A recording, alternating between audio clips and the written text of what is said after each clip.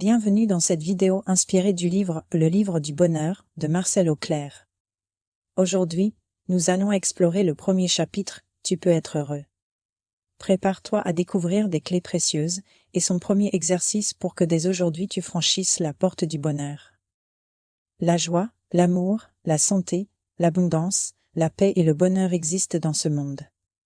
Toi qui souffres, qui luttes avec les difficultés quotidiennes et vis dans la peur de l'avenir, cette affirmation n'est pas une insulte à tes malheurs.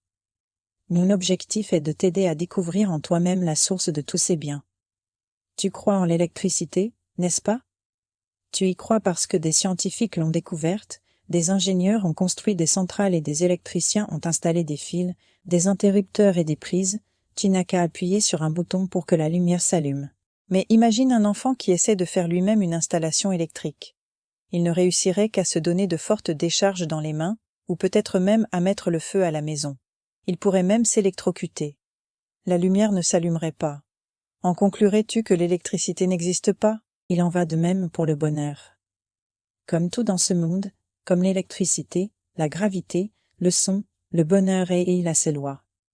Ces lois, tu passes ta vie à les enfreindre, et tu nies ainsi le bonheur avec une apparence de raison, car dans ces conditions, il t'est effectivement impossible d'être heureux. Voici la loi essentielle. La pensée crée, la parole crée. La pensée, la parole, la lumière, tout comme le son, forment des vibrations puissantes. Pense à la joie, à l'amour, à la santé, à l'abondance, à la paix, et non seulement tu émaneras des ondes bienfaisantes, mais tu attireras tout ce qui correspond à ce programme radieux. À l'inverse, si tu entretiens des idées de maladie, de découragement, et que tu répètes plusieurs fois par jour, « Je n'ai pas de chance.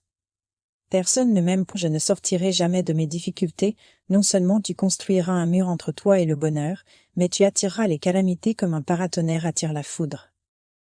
Ces notions brèves suffisent pour aujourd'hui. La première application sera un simple contrôle. Remarque combien de fois dans la journée tu nies par la pensée et par les paroles ce que tu désires le plus au monde. Tu seras surpris de constater à quel point tu sabotes, parfois plusieurs fois par minute, ton propre espoir avec des pensées négatives. À demain pour le prochain chapitre.